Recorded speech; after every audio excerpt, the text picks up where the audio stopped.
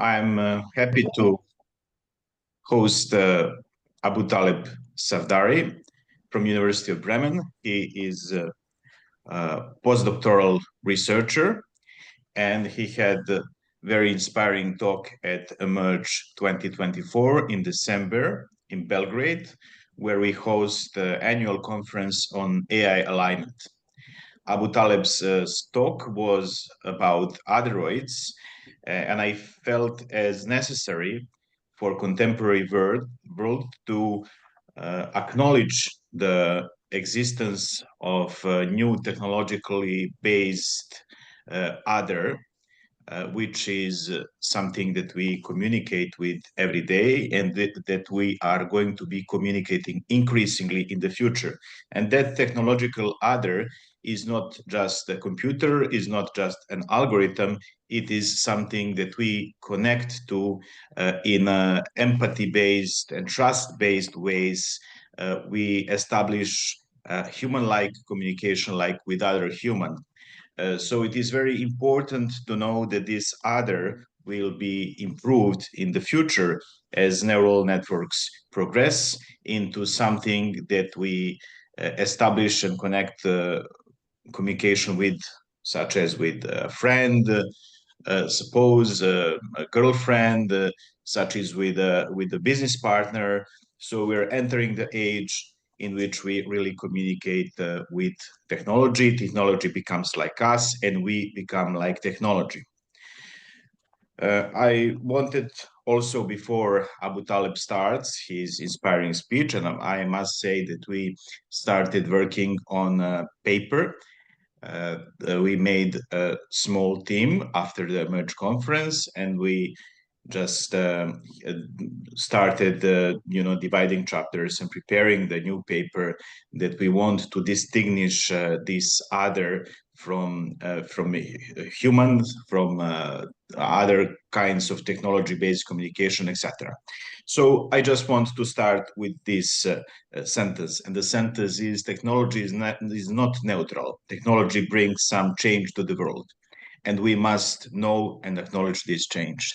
Thank you, Abootaleb, for being with us, and I hope this discussion will be very interesting, and we can just draw some new ideas from this.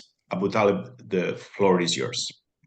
Thank you, Ljubiša, for this wonderful introduction. And yeah, it was very great conference in Belgrade, and it was very great experience for me. And the most great part for me was to become, to make contact with you and with the nice people, and then we are working on the paper. Yeah, good. And thank you for giving me this opportunity to have this talk today. And I hope we have wonderful discussions. Okay.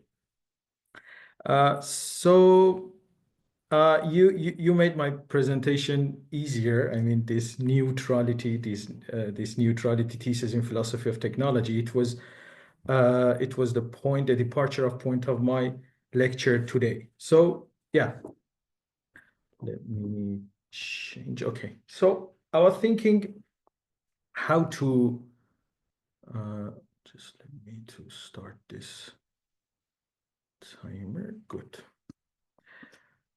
So I was thinking how to start my presentation today, and then I decided to talk about my story, to give my story from earlier stages, instead of going through the technical phenomenological details that I think they're a bit boring. And if someone is interested, then they can read the papers, and it would be much more precise to read the papers rather than in an oral presentation. So I decided to give the talk from the earlier stages of my story.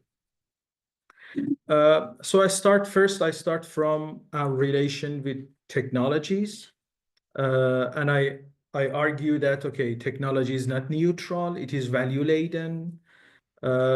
However, these new technologies, I mean, robots and AI systems, are more specific, are more special, and demands us special consideration in comparison to other ordinary technologies. Then I will go through to show you why they are special and they need a special consideration in comparison to other technologies. So let's first start from some general consideration about our relation with technology. What is it about automata, robots, and AI systems? And it was confusing for me, you know, in the title of my presentation, I used the term artificial agents. But then when I was preparing the slides, I decided to use this automata. So there are many terms here, and it's a sign of confusion, I think. If you read the papers, if you read the literature, people use different concepts, people use different words to mention similar things, to mention AI systems and robots. So maybe it is one driving force for me to propose a new name, a new title. I mean, these Otheroids, to mention these things. Okay, so what is it about automata, robots, and AI systems that sets them apart, demanding a level of scrutiny beyond that of any other technological artifact? Why do these machines, more than mere tools, evoke something deeper in us? What makes them not just objects, but something more, something that compels us to reconsider our most fundamental concepts? I will talk about these most fundamental concepts and I will go through the details. Don't worry. Okay. In order to understand this special status, we need to examine ordinary technologies. As I said, I will start from our relation with ordinary technologies to show you that, okay, our relation with technologies is much more complicated than what we have thought. And when it comes to AI and robots, it gets much more complicated even. This will allow us to demonstrate that even these technologies are not neutral. I mean, the ordinary technologies. They are value-laden and require precise philosophical examination. So talking about ordinary technologies prepare us to get the point, to get the point that why AI systems and robots, the automata, are much more special than ordinary technologies. So I choose a very famous case study in philosophy of technology. These, Long Island Bridges case study. Maybe you already have heard about it, read about it. Okay, so it's a very famous island in New York, and it's departed. It's separated from the mainland of the New York, and it's a luxurious island for wealthy people. So back to, I think, 16s or 17s, people decided to build some bridges to connect the island to the mainland. But then there was something special with the bridges, something strange. You can see the bridges here, the bridges that connect the Long Island to the mainland of the New York. As you can see, the bridges were much more lower. I mean, the height of the bridges were much more lower than the normal bridges. So, but what's the reason? It's here is the interesting point. The interesting point is that, okay, it's from the very famous paper from Langdon Wiener. I mean, do artifacts have politics? So the designer of these bridges, Robert Moses, was a bit racist.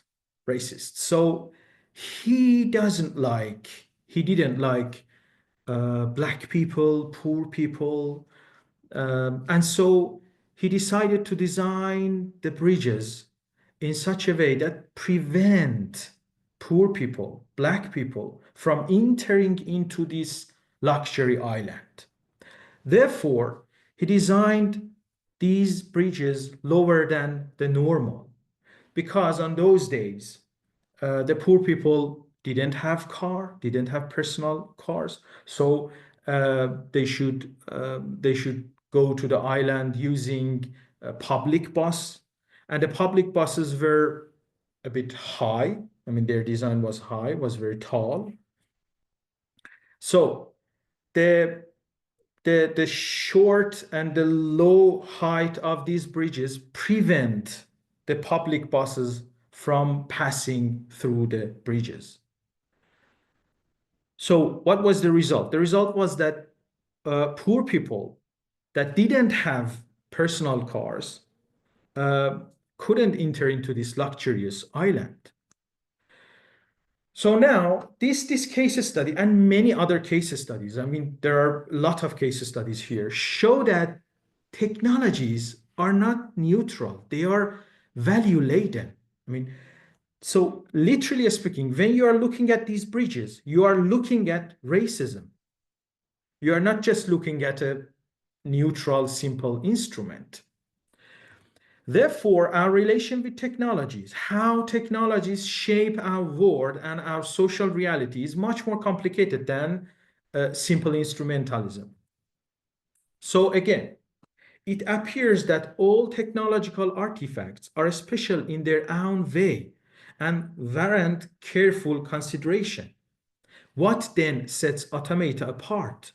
What distinguishes robots and AI systems from other technologies in a way that demands an entire different level of scrutiny? It is here that I choose this from part of Hubert Dreyfus's interview. I assume that many of your audience already know about Dreyfus, who is a very great and famous American philosopher, philosopher of AI. So it's an interview, and he talks about a very strange event when he was teaching in MIT. So he says that there were the people in the artificial intelligence project or laboratory, and computers had just come out and become important. So he's talking about 17. So it's the early stages of computer technology and AI. It was a hype, as we already know. They said they could program computers to be intelligent like people. They come to my course and said more or less, we don't need Plato and Kant and Descartes anymore. That was all just talk, nothing more. We are empirical.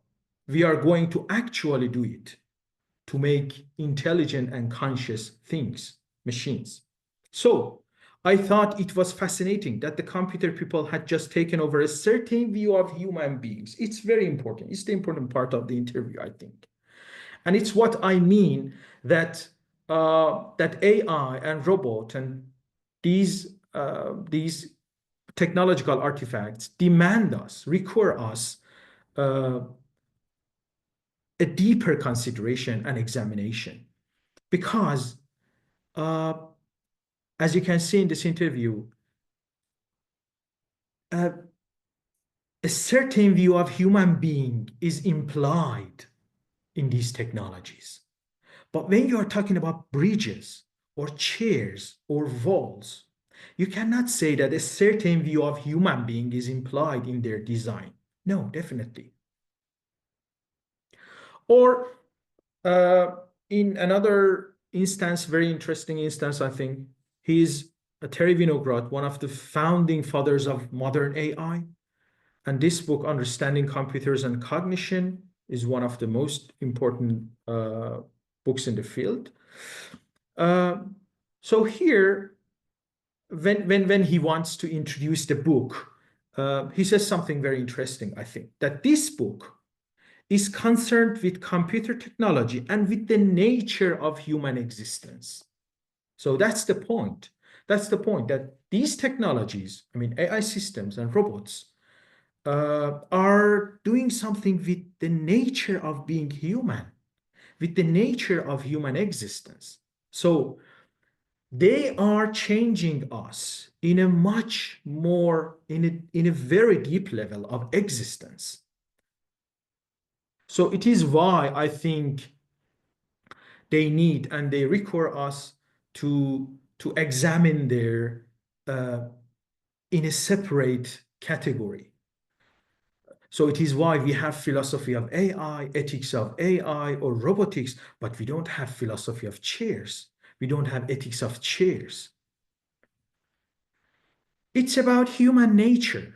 I mean, what makes AI and robots special? It's about human nature because for the first time in history, we are confronted with non-living entities that compel us to engage with them as if they were human, to interact, respond, and even emotionally connect with them. Unlike traditional tools or machines, which have always been extensions of human capabilities, robots and AI systems blur the boundary between objects and social agents. They don't just serve us, they invite us to treat them as something more than mere artifacts. So it's not just a claim, I mean, based on a huge literature, empirical literature and facts, you can show this. And regardless of those facts, even we, I mean, now I think there is nobody, you can find nobody that doesn't use these LLMs. I mean, we all use them for different purposes. And I think we all share this experience that when we are interacting with these AI systems, we feel some sort of a relation with them. We feel that there is a difference. There is a deep difference between these technologies and, for example, chairs. Okay, so, and this brings us to the problem of anthropomorphism. So in the mainstream literature, this event, I mean, this special treatment and this special relation that we make with these things is called anthropomorphism. So you can see, I mean, there are many cases of anthropomorphism. I just mentioned some very famous cases, like in October 2017, Sophia was granted Saudi Arabia citizenship, becoming the first robot to receive legal personhood in the country. I know it's very strange, but people, yeah, have done this. I mean, this citizenship has been granted to Sophia, to a robot, but no citizenship so far has been granted to, for example, a chair. So it shows a difference. Okay, and even if you look at this picture carefully, you can see something here. I mean, look at the woman in blue. Look at how she stands. I mean, her posture, her gesture regarding the robot is just like a social interaction. Or again, this is the famous Kismet. It's the first social robot. So I just prepare a video from how people interact with Kismet. And then I will talk about this video. I think it's very interesting to see. So let's watch this very short video that how people interact with Kismet. A small robot with eyes, ears, and a mouth so it could see, hear, and experience the world around it. Look at my smile. Oh, that was cute. Chief designer Cynthia Brazil observed that a baby learns by paying close attention to its parents. Hello, Kismet. You know, as parents, when we exaggerate, It's able to produce moment-to-moment and seemingly natural human responses. This enables Kismet to appear to have social intelligence. social intelligence was something that, you know, robotics people just didn't think a lot about, you know. This enables Kismet to appear Okay. a small robot with This enables Kismet to appear. So for me, the interesting thing about this video is that first, look at Kismet. I mean, Kismet doesn't look like humans. Look, I mean, you can see inside the Kismet. Look, and you can see the wires. You can see these mechanical parts. But despite this appearance, despite this apparently mechanical appearance, look at how this boy treats and behaves with Kismet, how he adjusts his social distance with Kismet. I mean, the distance between the Kismet and the face of the boy is not just a void, is not just an empty space. It's a social space. It's full of meaning. You know, for instance, when we are interacting with people, with humans, we don't get closer, overly close. We don't get overly far from them. I mean, you have to adjust your distance. So this distance has a meaning. It's not an empty space. The same interaction, the same meaningful space could be recognized in this interaction. So there is a meaning in this stance. Or again, from Weizenbaum's very brilliant book. Again, Weizenbaum is one of the founding fathers of AI, modern AI. In his book, Computer Power and Human Reason, he tells a story, very interesting story.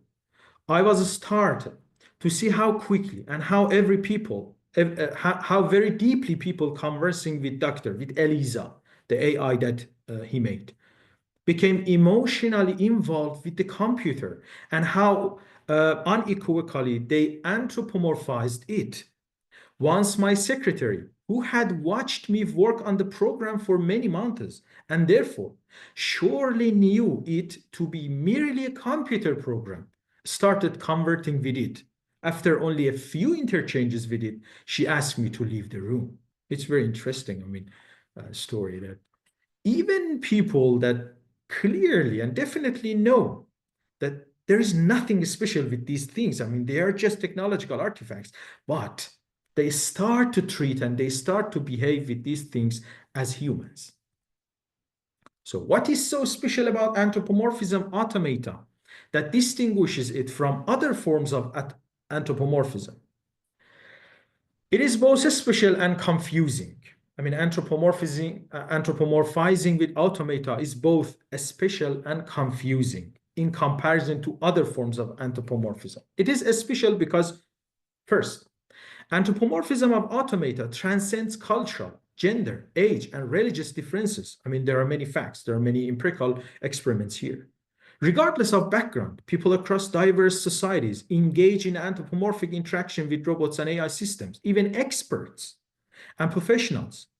Those who design, program, and work closely with these systems, as Weizenbaum told, find themselves unintentionally treating them as social agents. This makes anthropomorphism of automata highly intersubjective, in contrast to other forms of anthropomorphism, such as forming emotional bonds with personal belongings, which is deeply subjective, or attributing agency to religious statues, which is often culturally specific. So, the first characteristic of anthropomorphizing with automata is that it is highly intersubjective in comparison to other forms. Because sometimes people say that, look, this anthropomorphism is not very important because people are used to do this with their personal belongings. But there is a difference here. Doing anthropomorphism with personal belongings is not intersubjective. It's just restricted and limited to that specific person. So the first characteristic is that it is highly intersubjective. And the first characteristic, moreover, it is automatic, unintentional, and unstoppable.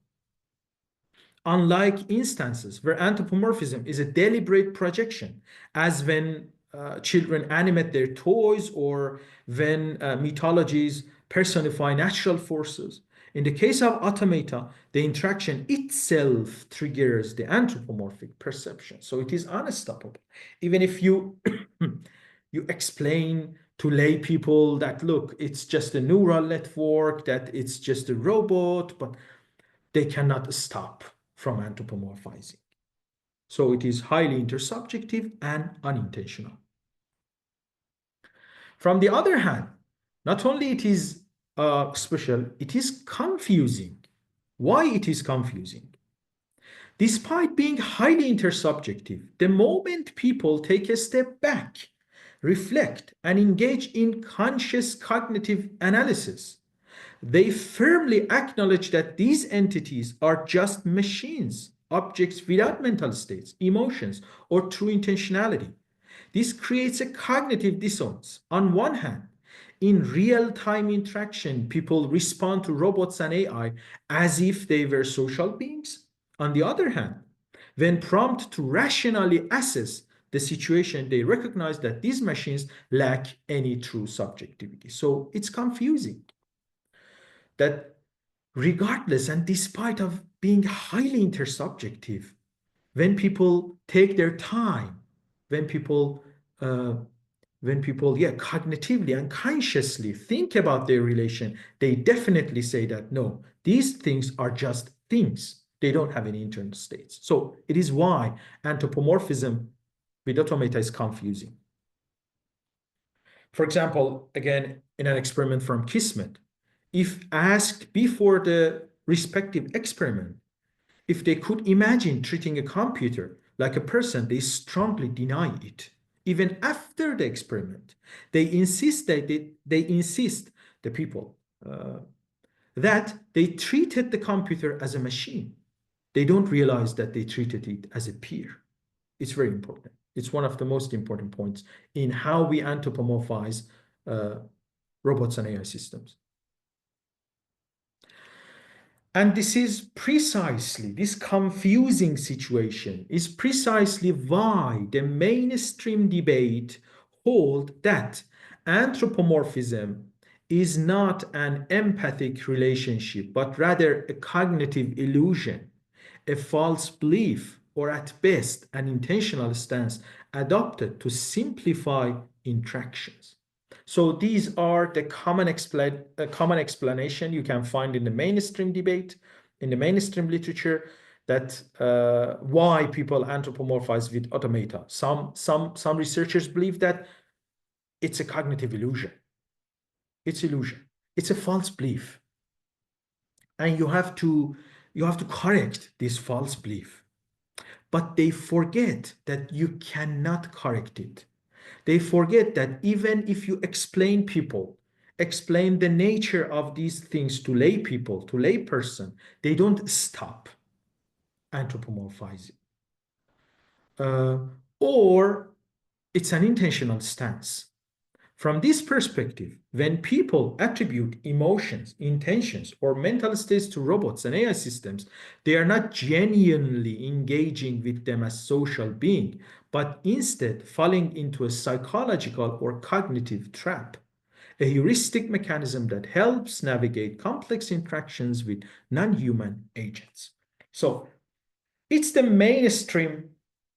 It's the main explanation that you can find in the mainstream literature of anthropomorphism, that they try, I think, they implicitly try to get rid of anthropomorphism, to just say, look, there is nothing important here. It's just an illusion.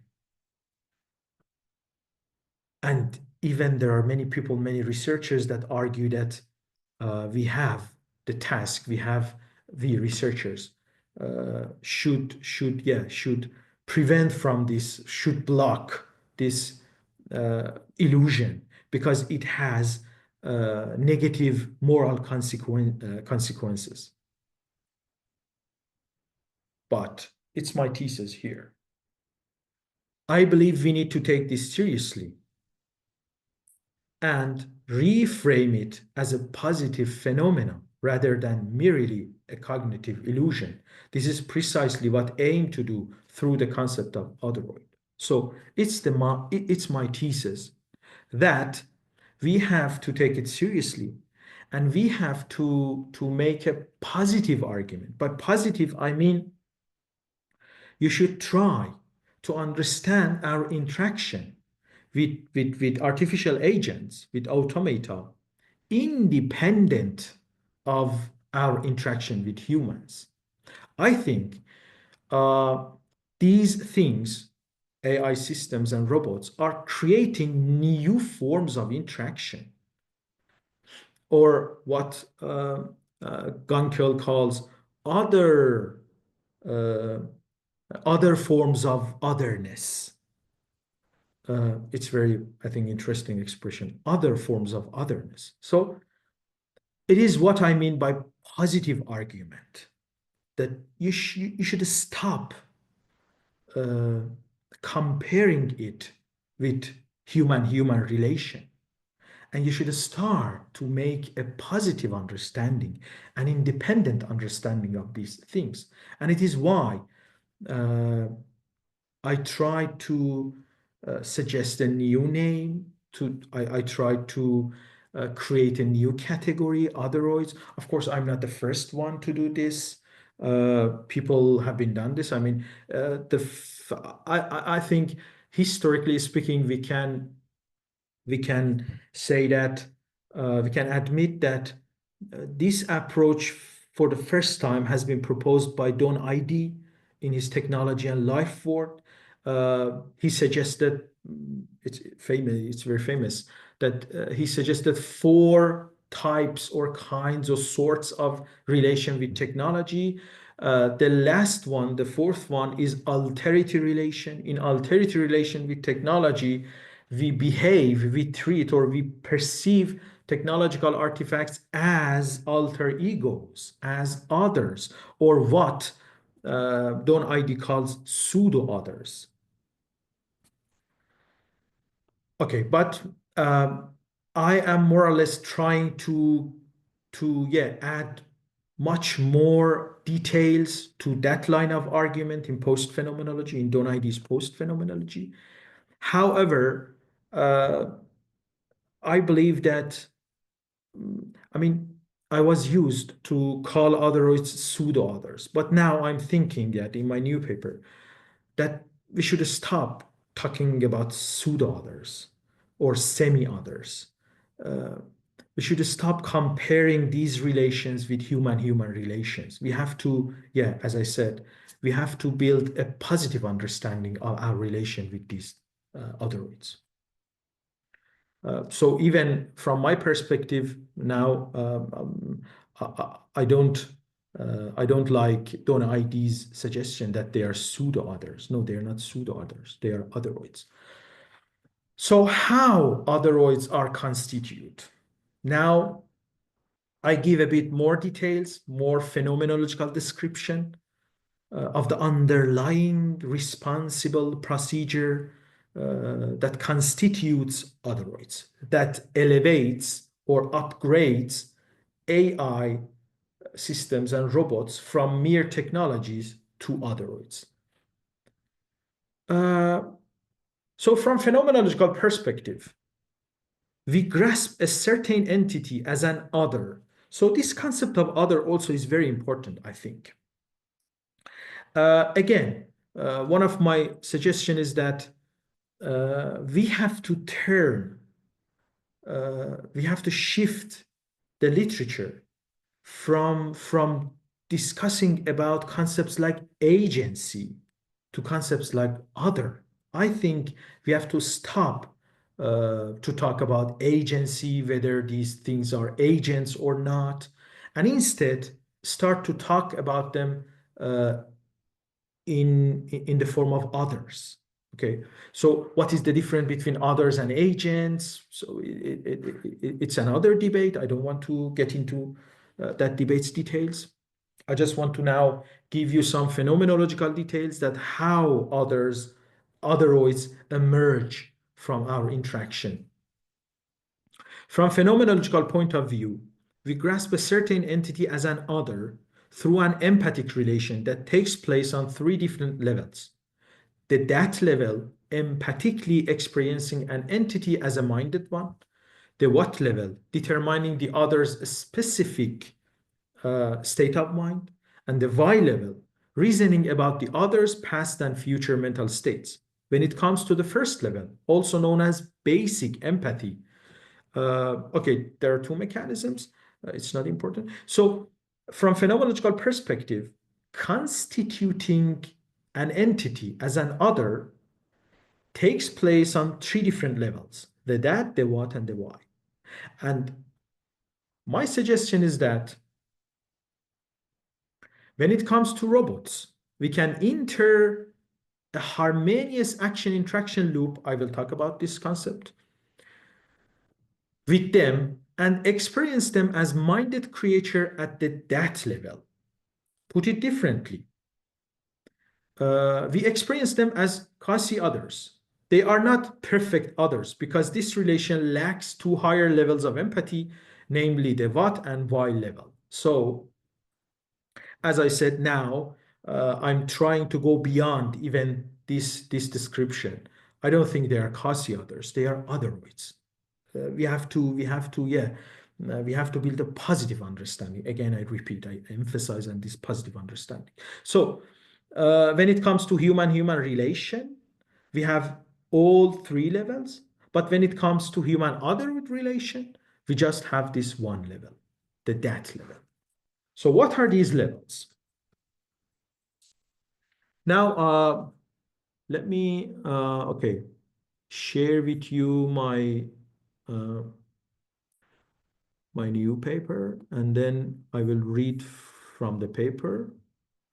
So let me share you it, because then following my presentation would be easier.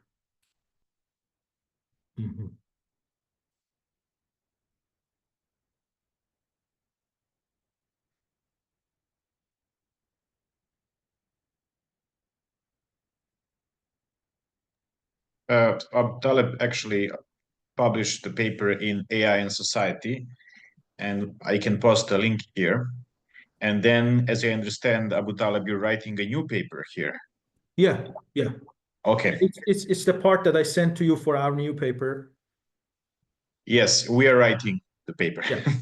Yeah. And part of it is going to be published in Philosophy of Technology, I think in just 1 month. Okay.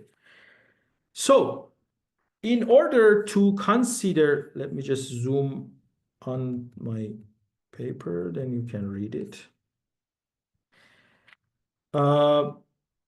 In order to recognize the structure of the dynamics in human-robot interactions, let's consider an example inspired by a real-world interaction between a human and the social robot Pepper. While this description might incorporate some fictional elements, I mean, I add some fictional elements to this description, but the main body is from a real experiment.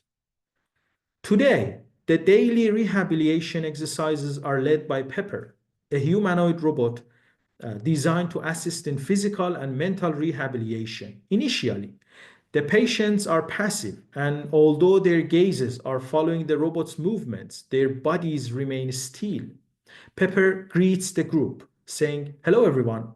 I'm here to help with today's exercise session. Let's get moving."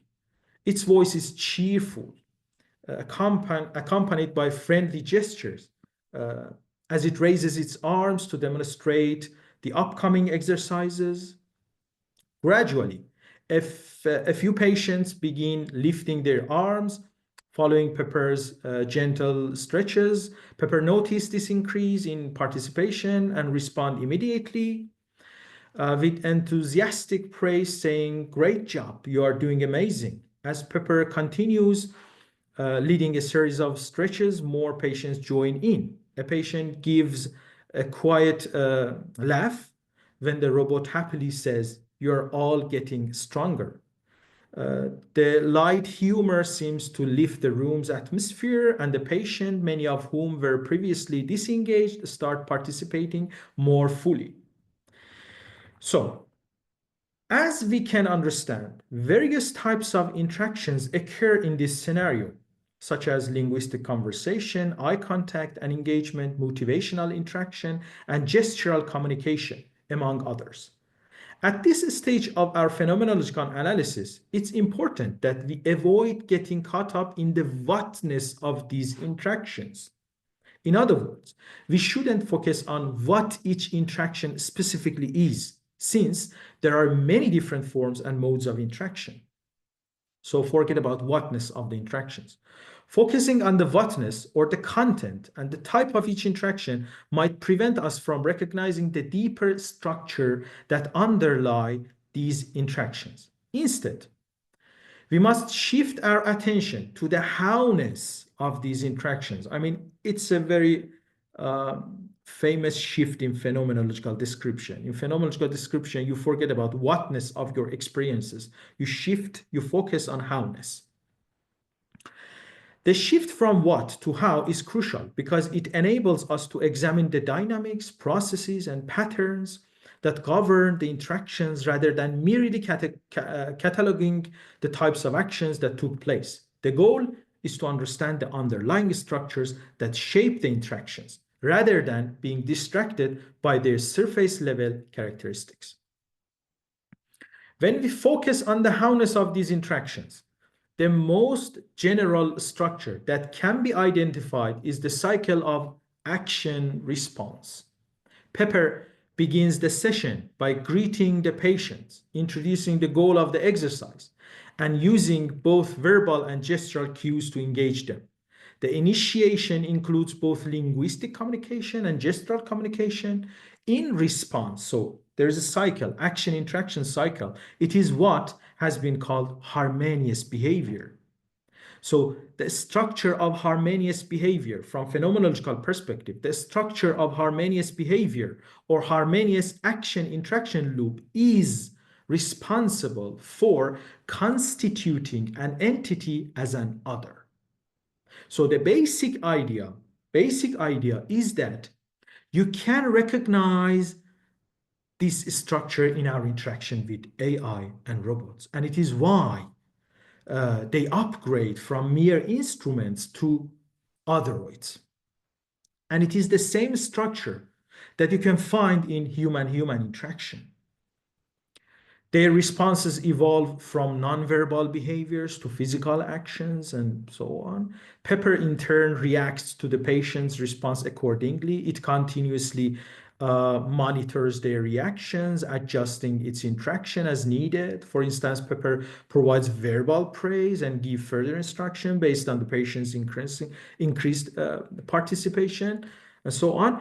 This action-interaction loop is what is often referred to in phenomenological literature as harmonious interaction. So basically, it's an Husserlian idea, where the flow of interaction is smooth, adaptive, and mutually responsive, creating a sense of continuous engagement and shared participation. So again, from a phenomenological point of view, those three levels, just remember those three levels that I say. And so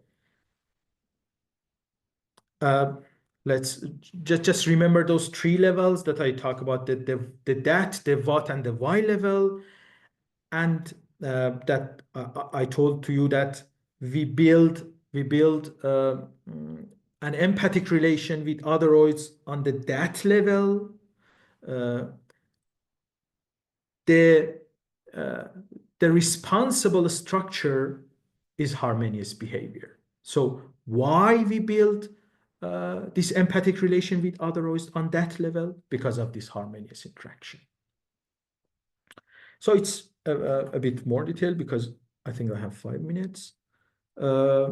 So these objections are also important to clarify my idea. So it was the basic idea of Otheroids. Otheroids are robots and AI systems that make an empathic relation with us on that level. Considering the above-mentioned proposal, a fundamental objection could be raised, the differentiation objection.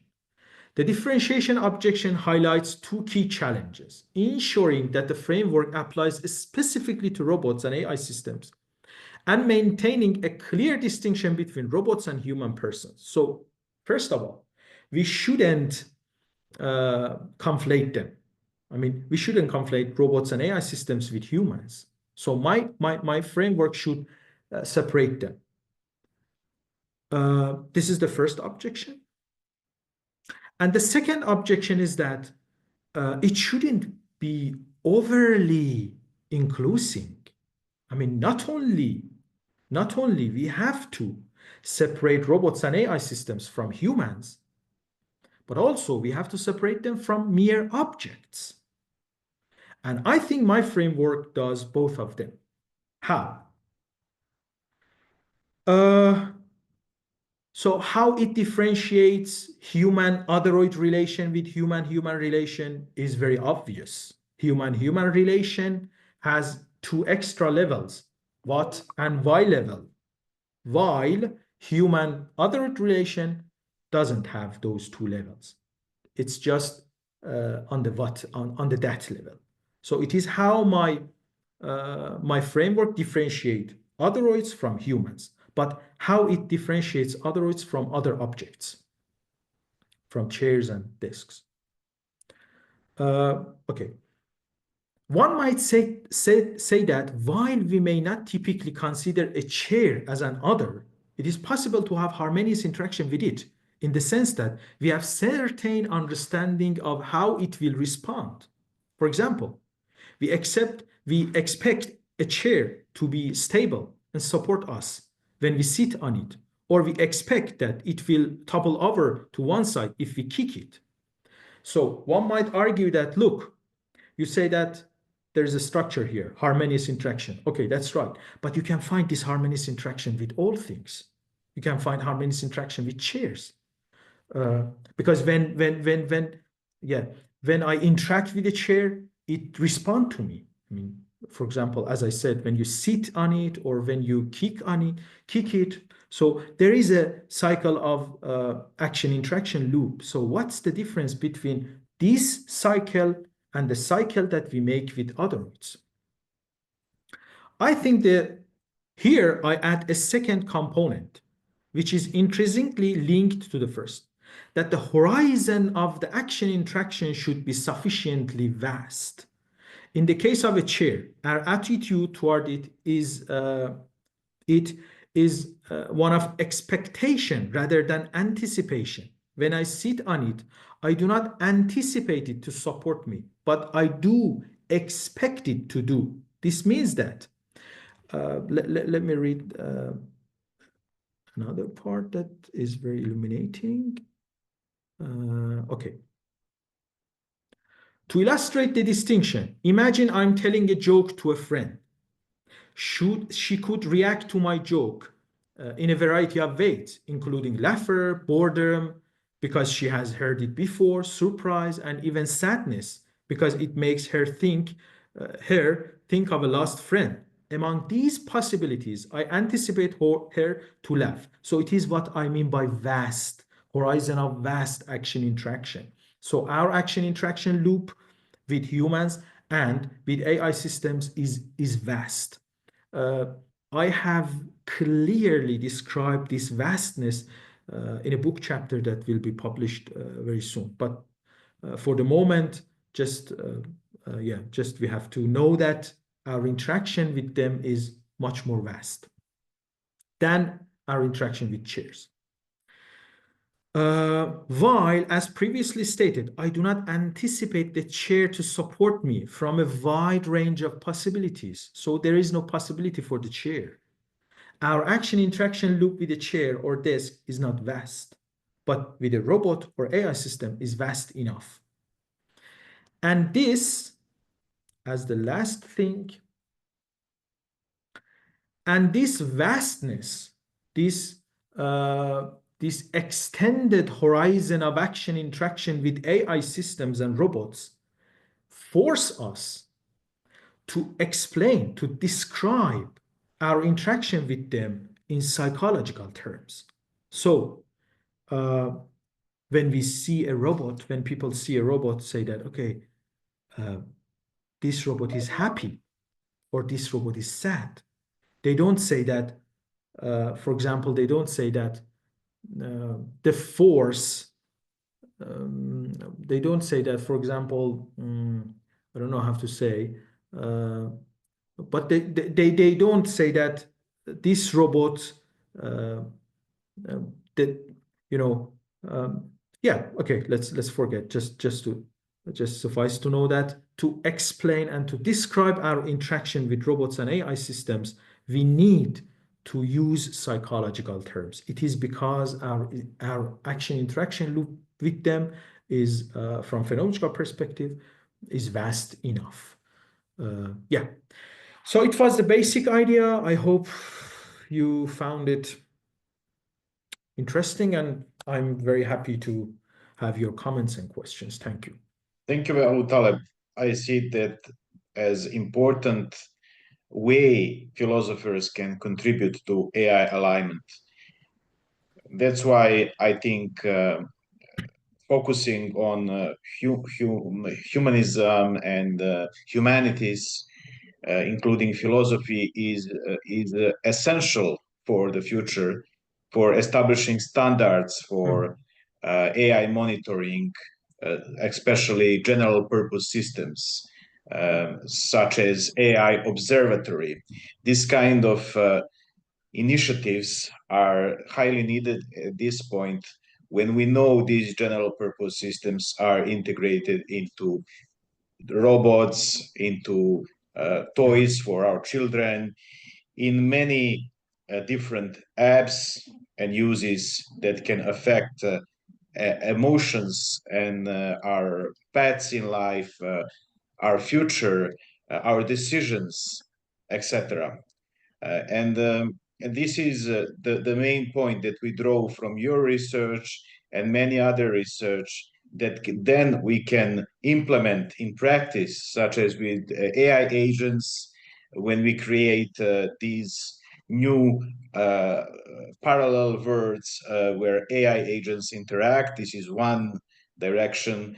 And the second direction is to monitor AI and values and emotions that AI expresses towards their users. So this is something urgently needed at this point, and Otheroid literature is essential.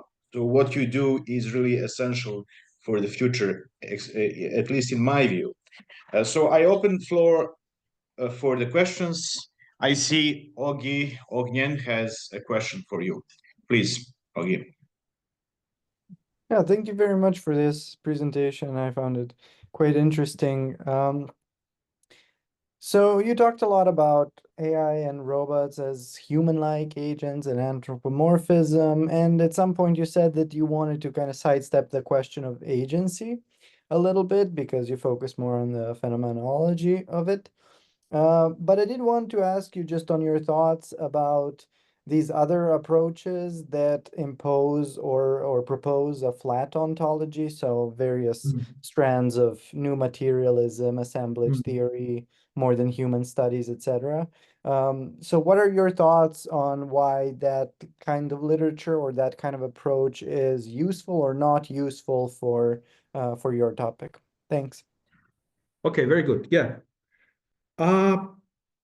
I personally like that literature and I read them.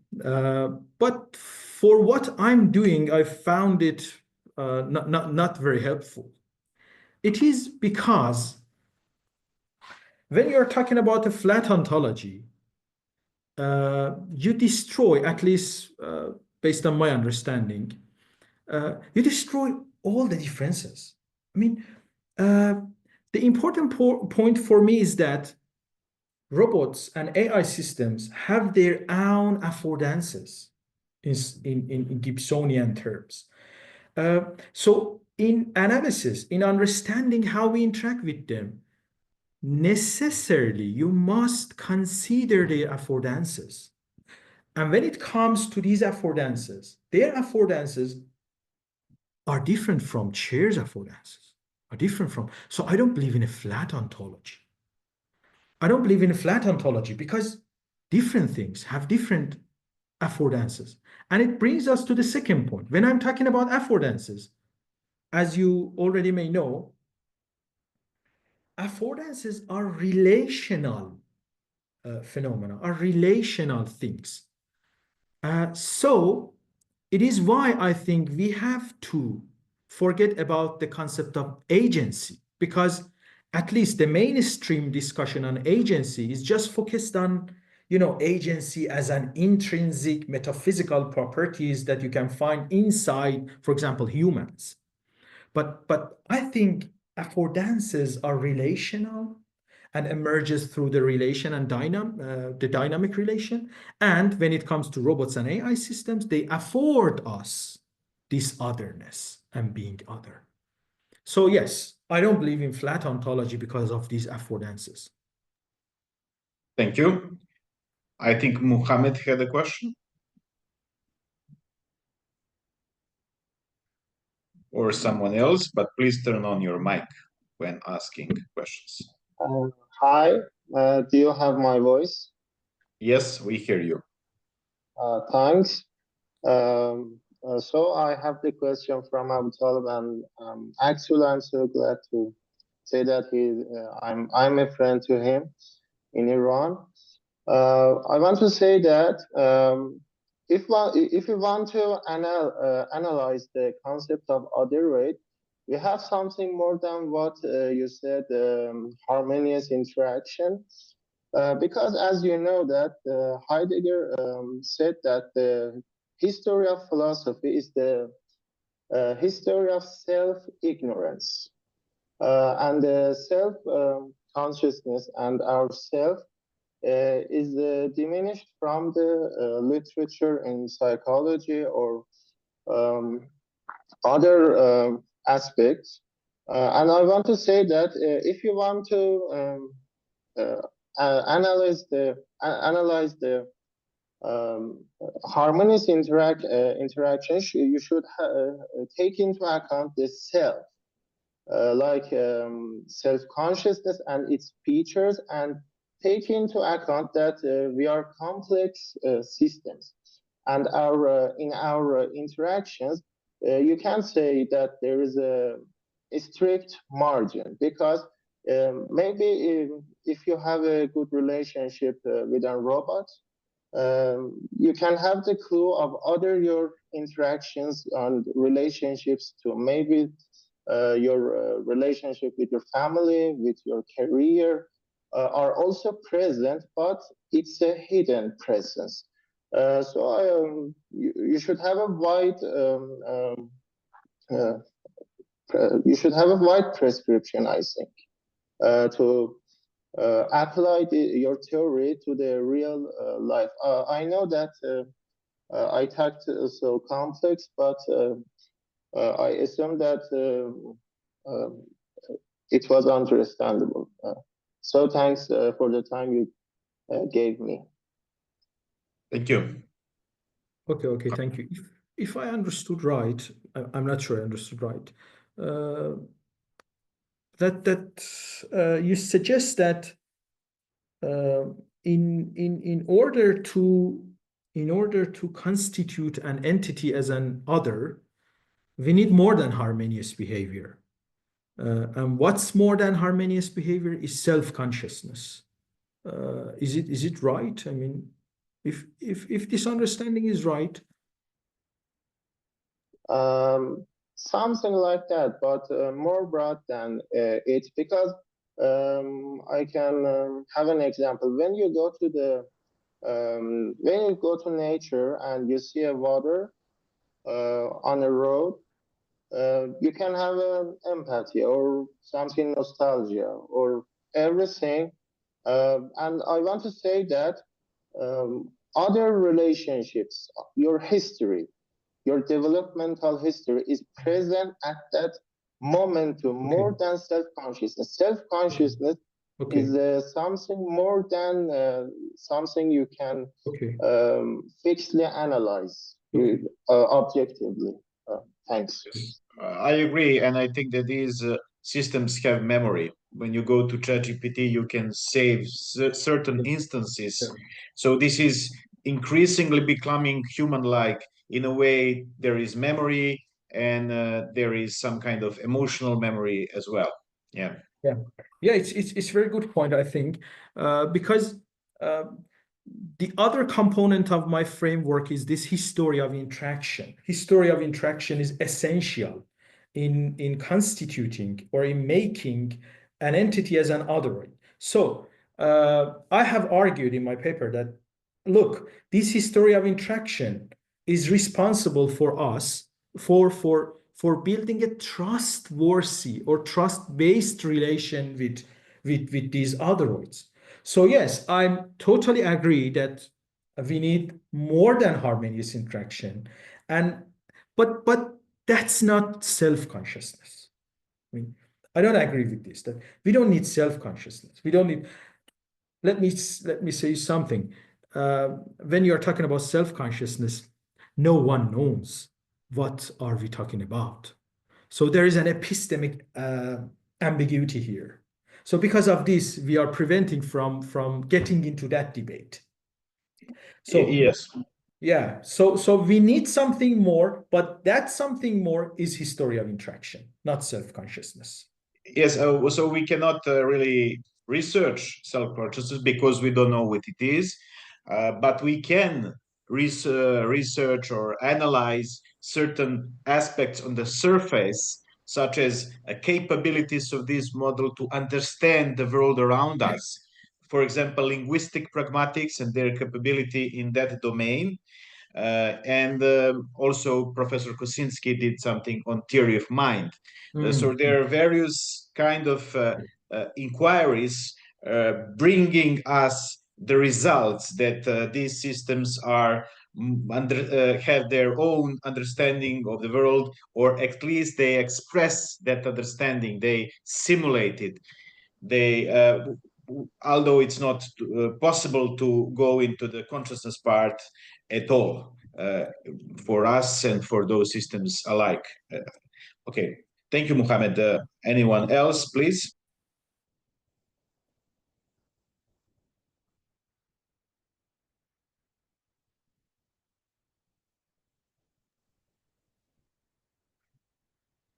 If not,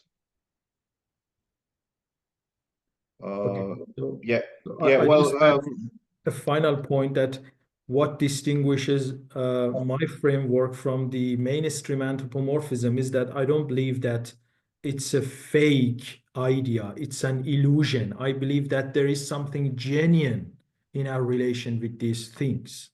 It's okay. Peter wanted to say something. So I wanted to say, first of all, thank you very much for a very interesting talk. And I wanted to ask, because you both kind of touched on this question of regulation, about how you move from, okay, it's not an easy question, but how you move from, let's say, your a kind of foundational, let's say, approach to the question of ethics. Because in a way, if you talk about regulation, let's say we're not just talking about identifying the characteristics of something. We're talking about, at a certain point, well, the determination of let's say the boundaries of something, aren't we? Which then involves, let's say, the question of kind of, well, I suppose, without oversimplifying, what's right, what's wrong, and why, questions of responsibility and these kind of things. And I just want to ask you about how you okay, I'm not too short of time to do this, but how you move from your position to some kind of notion of ethics. Great question. And let me just read you part of my paper, because I suggest an argument. Like, let me just bring it. Sorry. Okay. Milos, maybe after Abootaleb responses, you can just say a few words about our paper if you don't have any question, because the concept may be interesting. Okay, let me read you from. I would have 3 questions. Okay. And then 3 questions. Yes. Okay. Let me just read you from the concluding part of my paper. I would like to introduce a further argument, which I will refer to as the Trojan horse argument.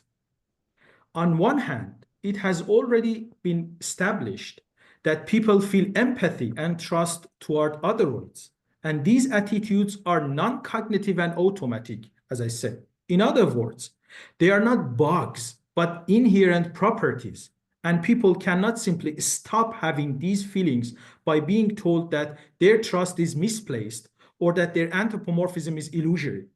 Thus, Otheroids will remain perceived as such rather than as mere technological artifacts, regardless of our acceptance. They will continue to grow in significance, becoming integrated into our everyday lives and social relations. No matter we or people or researchers say that, look, this is illusion, this is fake belief, it doesn't matter. People will continue to build these empathic relations. Denying this fact will not halt this ongoing process. On the contrary, ignoring this reality will precisely allow Otheroids to expand and gradually infiltrate society entirely. In other words, denying this fact is to turn it into a Trojan horse, hiding Otheroids and providing them the opportunity to embed themselves within our society while we remain unaware. This ignorance could mislead us in our governance and policymaking efforts regarding how to control Otheroids.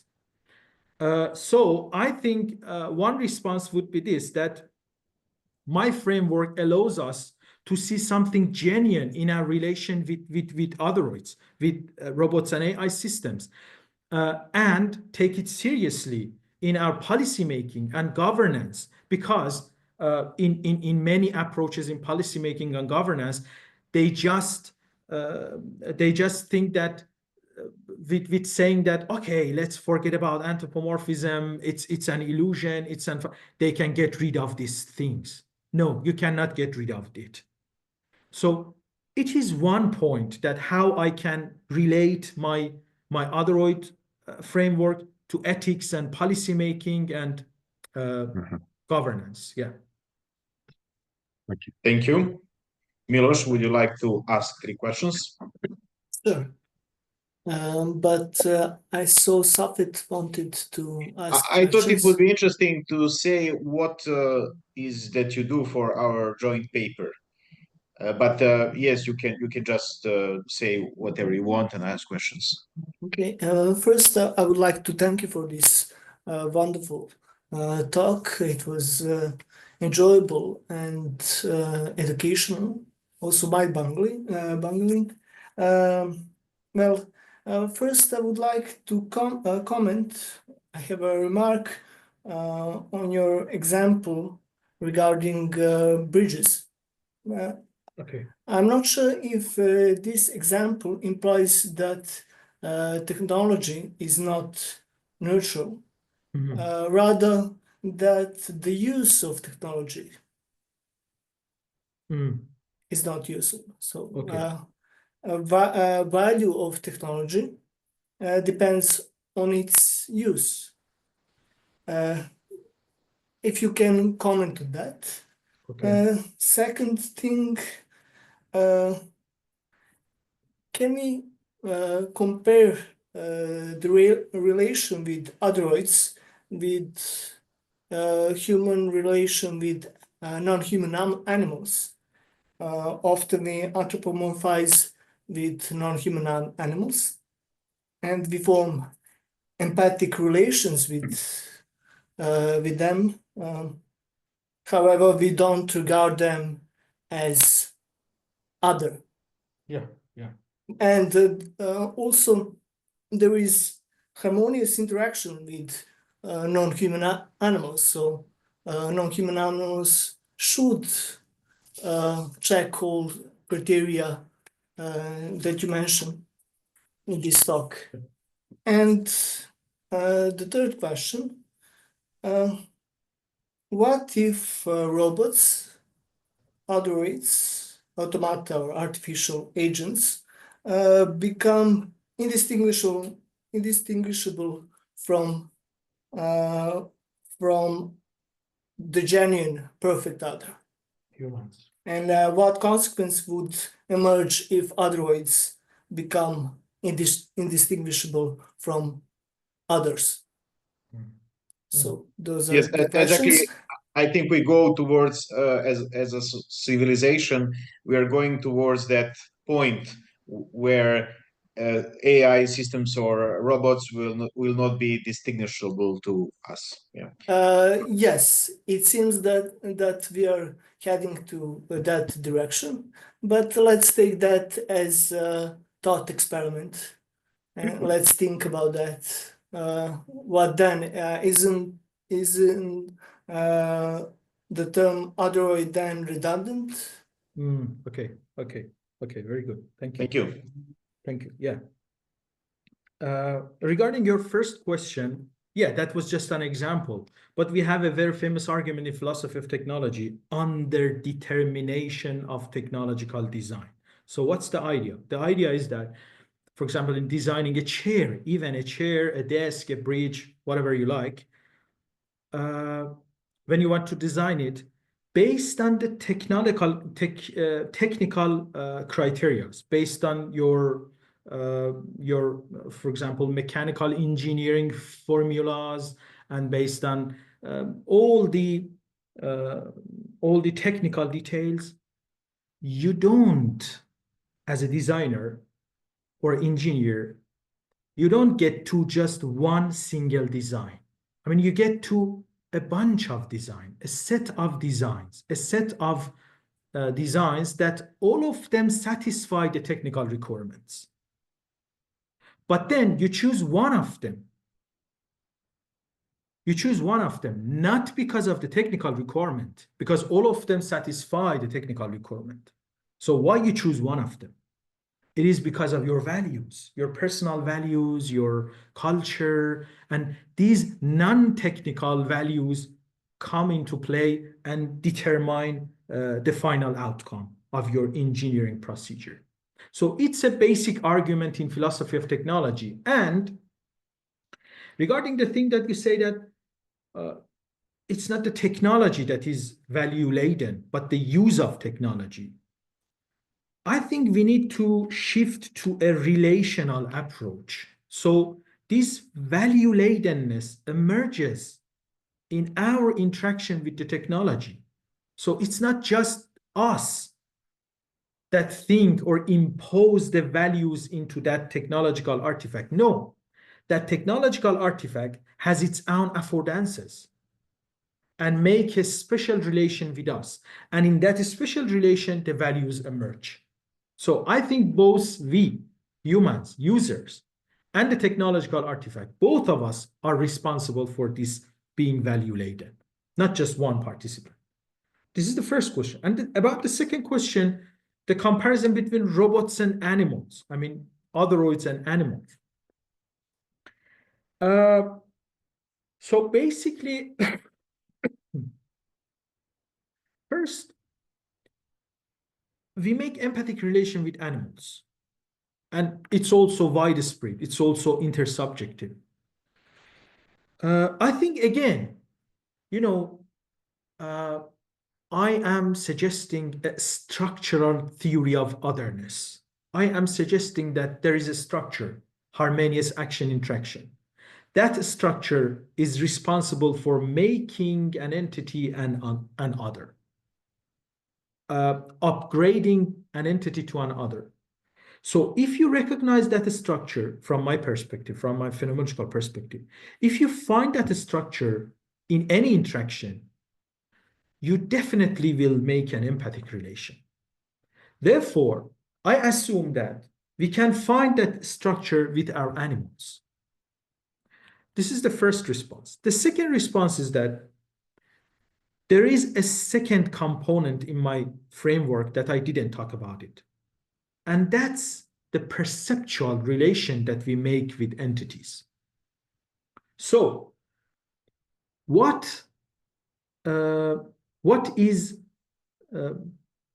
can find in our relation with animals that our relation with AI systems lack is this perceptual relation. So AI systems, for example, ChatGPT, doesn't have any face, but a cat or a dog has face. So we make an perceptual relation. And from phenomenological perspective, it's a long story. From phenomenological perspective, this perceptual relation also is responsible for empathic relation. So our relation with animals have perceptual component, but our relation with AI systems lacks this relation, this empathic, this perceptual component. So this is the difference, I think. And I hope these responses are helpful. And regarding the last question, that if someday comes that Otheroids are not differentiated from humans, I would say that my framework is designed for the current situation, not for the future situation. This is the first point. So if someday comes that they are not differentiable from they are indistinguishable from humans, then I think, yeah, I think we have to forget about the concept of Otheroids. And I don't know, I can't imagine how we should understand the Otheroids become perfect humans. But what comes to my mind at this moment is that I think my framework no longer works in that world. I think so. The main issue is that we behave with animals and we are kind of aware that they are not humans when we interact with animals. We interact like they're humans, but we're aware that they're not humans. Yeah. But I don't think this is the same with technology. Okay, so anyone else?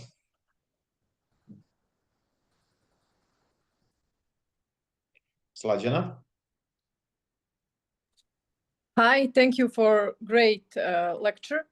According to your previous question, I want to ask where is creativity in this concept of otherites? Where is art? Because you mentioned emotional memory.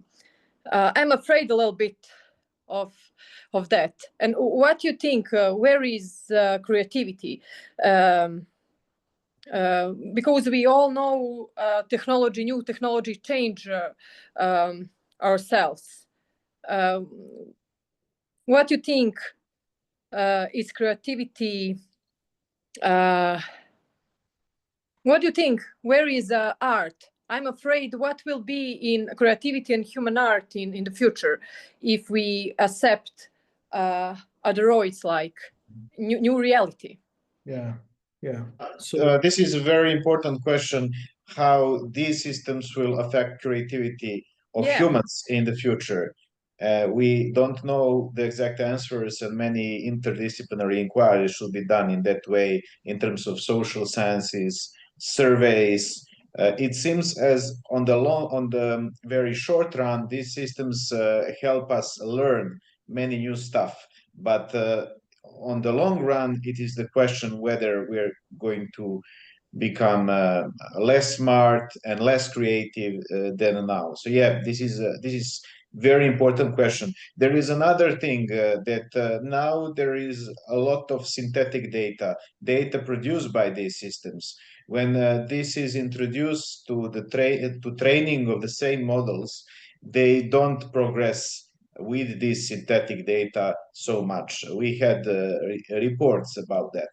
But I don't think this is needed for these systems as they are now already trained and they are made better in different ways. So not with the new data, but in different ways. So we already have some framework for other in general purpose AI systems such as ChatGPT and better ones. Yeah. Okay. Sorry for this interruption. Abootaleb, what do you think about this creativity and art?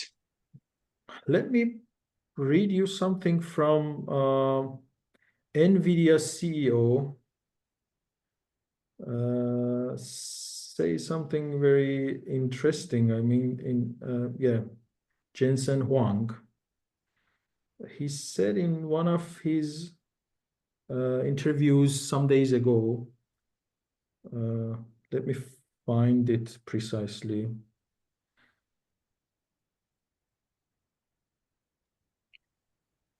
He said that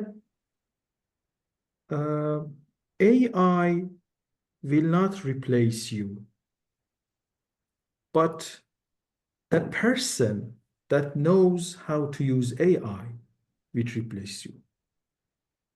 I think it's very interesting expression. So based on my framework, the Otheroid framework is an invitation to recognize these newcomers and to recognize the relational dynamic that we are making with them, we are building with them. And the time has passed that we can stop this relational dynamics. So accordingly, I believe we need to reconsider our traditional concepts like person, thing, distinction that has been done by Gunkel. He argues that, look, we have to abandon this distinction. Or in my paper, I have argued that we have a new kind of trust here. Okay? So why not we think about creativity in this way? That creativity is no longer a personal, individualistic achievement. It's something that we achieve, that we make or we create in cooperation, in participation with these Otheroids. So Otheroids is an invitation, as I said, to recognize this participation, to accept that, look, something has been happened. We are in the middle of it. You cannot stop it. You cannot stick in your traditional concepts in a dogmatic or nostalgic way or romantic way. You have to accept that now creativity is something that happens in your cooperation or with cooperation and with participation of Otheroids. So I know it's very general, but I think the basic direction is like this, that we have to accept this and we have to try to account for this participation, participatory creativity, these kind of concepts. So yeah. Yes, but the main point about this is that people will no longer have different ideas or the spectrum of ideas they could have, because they're exposed to very narrow content, to similar content, etc.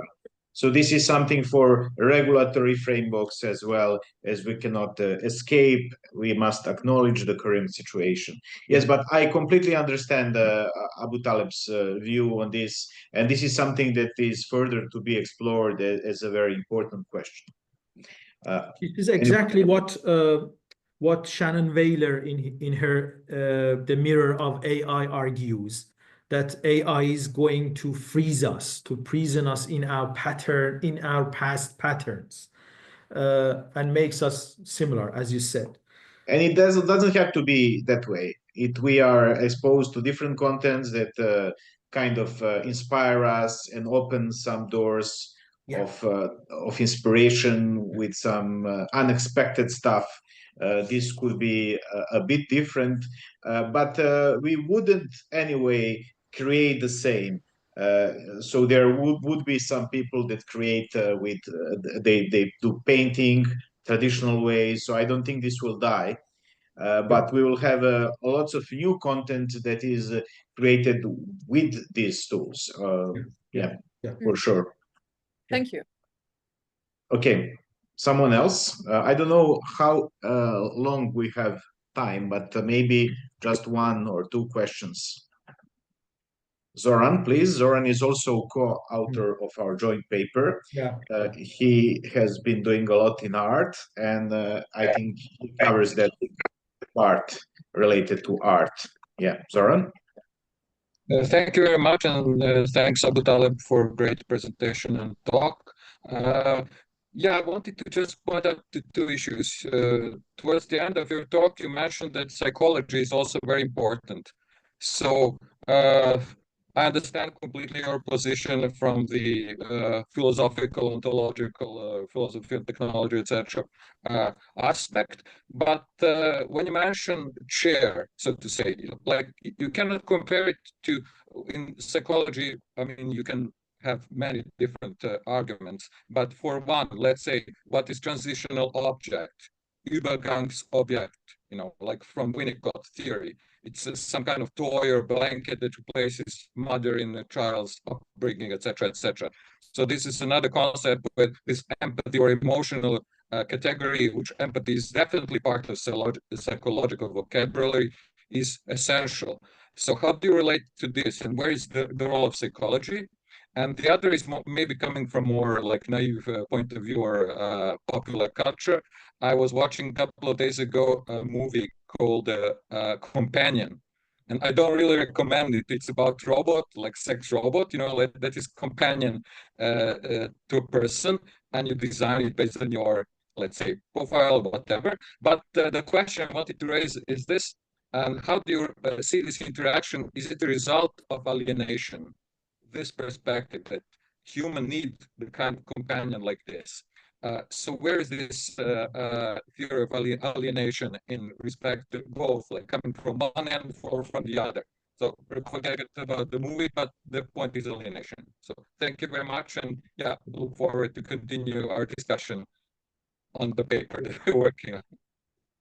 Good, yeah, good. Two very interesting questions. Regarding the first question, that what's the relation of my framework with the psychological debate on empathy? Yeah, there is a huge literature on psychology, on empathy in psychology.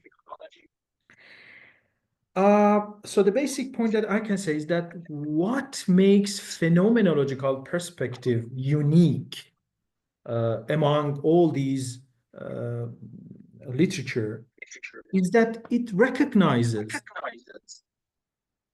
a basic level of empathy that you cannot find it in other theories. So, for example, in psychology, I think the mainstream... Please mute yourself, Zoran. Yeah. I think the mainstream theory in psychology is simulation theory or theory in other minds. So the problem with those theories and frameworks in psychology is that all of them starts from the what level. They don't ask, you know, what's the that level? The that level is that now I'm talking with you. I don't think that you're a robot. I think that you're a human. I think that you have internal states, okay?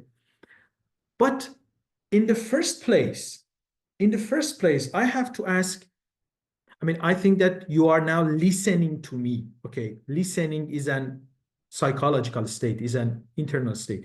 But before I think that you are listening to me, I have to ask, how did I constitute you as an other, as a human in the first place? It is that level. So it is the level of empathy. It is what we call in phenomenology basic empathy that other theories don't consider. I mean, they start to say that how I know that you are thinking, how I know that now you are listening to me. Okay, so far so good. I don't have any problem with that. But there is a foundation. There is a basic level of empathy that in the first place, I constitute you as a minded creature, regardless of what you are thinking about. At the first place, in the first step, I constitute you as a minded creature. Then I start to think that, okay, what are you thinking about? So this basic level of empathy is something unique to phenomenology. You cannot find in psychology.